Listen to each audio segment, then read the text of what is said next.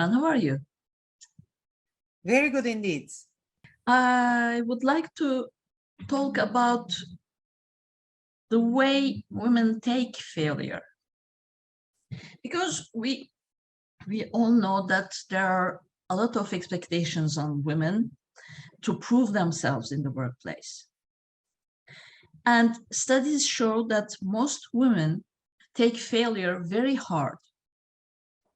So I wonder if it's because when they fail, they are judged more harshly than their male colleagues. What do you think about this?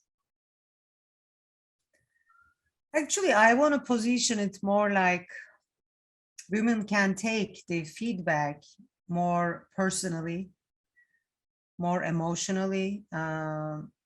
Because at the end of the day, if you look from the highest level of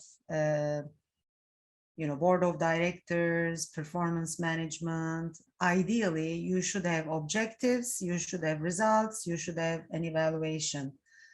Man or woman, it shouldn't matter really, how you performed against those metrics, if metrics are clear and written. Now, I think at that level, that's actually more transparent. It's clearer, but when you go into the organizational levels, not always every objective is that clear. Not always every objective is well written or as metric. So when you start bringing the feedback with less specific numbers or examples, start to move into the behavioral aspect, etc., it might become subjective. And at that point, the grayness, the gray area starts, which is not good for anybody, man or woman. But then I think there is a risk with women to take it really personally and emotionally. So the best way, I think, to overcome these problems for any organization, have your targets, performance objectives very well defined. Make them smart, make them specific, measurable.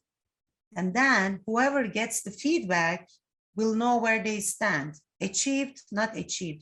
It should be really as clear as possible. I remember when I was working in big companies, observing that even when you don't take any advice or critique personally,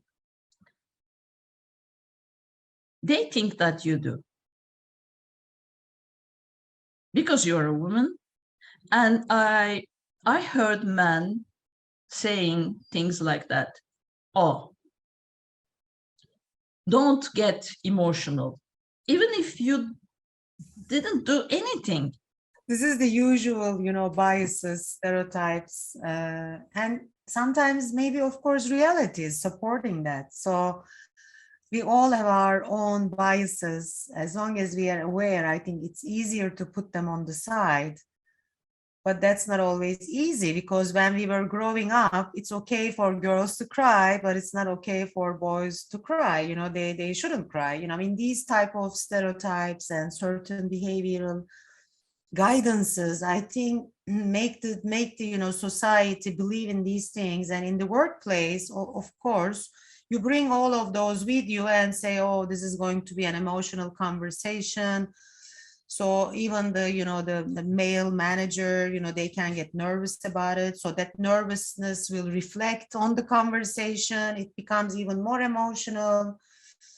So the best thing is really, first of all, assume we are two human beings in the room trying to connect, and look at a situation of performance first based on facts, data, whatever is available. Then if there is any behavioral feedback to be given, specific examples is the best way.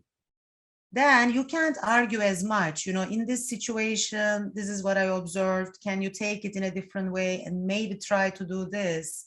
So you are not attacking, but you are really giving an example and kind of suggesting an alternative way. If it doesn't happen, and if you just say, oh, you are seen as very arrogant, as an example, then okay, what do you mean? You know, what is arrogance? Arrogance for me is different than arrogance for you. And what was the specific situation?